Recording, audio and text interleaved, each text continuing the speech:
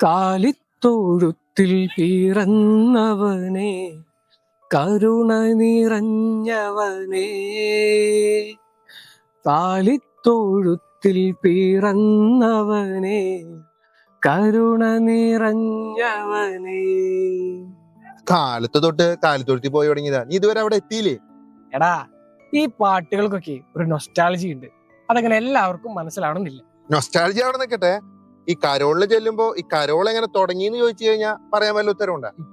എടാ മോനെ, ഒന്നും അറിയാണ്ട് ഞാൻ ഈ പണിക്ക് ഇറങ്ങില്ല എന്ന് നിനക്ക് അറിഞ്ഞൂടെ? ഏകദേശം 3-ാം നൂറ്റാണ്ട് മുതലാണ് ഈ കരോൾ ഗാനങ്ങളൊക്കെ നിലവിൽ വരാൻ തുടങ്ങി.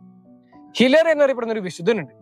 ആ വിശുദ്ധനാണ് ആദ്യത്തെ കരോൾ ഗാനം എഴുതിയതെന്ന് നമ്മൾ വിശ്വസിക്കുന്നു. ഇതിനുശേഷം സെന്റ് എഫ്രൈം, പരിശുദ്ധാത്മാവിന്റെ വീണ എന്നറിയപ്പെടുന്ന വിശുദ്ധ എഫ്രൈം ആണ് സിറിയക് ലാംഗ്വേജിൽ കൂടുതൽ കരോൾ ഗാനങ്ങളൊക്കെ എഴുതിയത്. എഫ്രൈമിനെ കുറിച്ച് എനിക്കറിയാം, പക്ഷെ ഞാൻ കേട്ടിട്ടുണ്ടല്ലോ ഫ്രാൻസിസ് അസീസിക്ക് ഇതിൽ എന്തൊക്കെയോ റോൾ ഉണ്ടെന്ന്. ഫ്രാൻസിസ് അസീസി നമുക്കറിയാം, ക്രിബിന്റെ കൺസെപ്റ്റ് തുടങ്ങിയത് ഫ്രാൻസിസ് അസീസിയാണ്.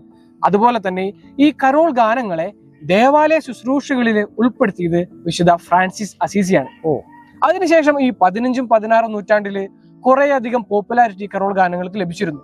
ആ ഒരു സമയത്ത് തന്നെയാണ് നമ്മൾ ഇന്ന് കാണുന്ന രീതിയിൽ വീടുകളിലേക്ക് വരാൻ തുടങ്ങിയതും പള്ളികളിൽ നിന്ന് വരാൻ തുടങ്ങിയതും ഒക്കെ. അങ്ങനെയാണ് ഈ കരോളൊക്കെ ഉത്ഭവിച്ചത്.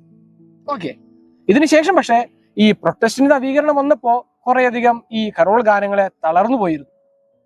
അത് കഴിഞ്ഞപ്പോ 20-ാമത്തെ നൂറ്റാണ്ടൊക്കെ തൊട്ട് പിന്നെയും അതിന്റെ പോപ്പുലാരിറ്റി കൂടി നമ്മൾ ഇന്ന് കാണുന്ന രീതിയിലേക്ക് കരോൾ ഗാനങ്ങളൊക്കെ വന്നു. അങ്ങനെ വരട്ടെ.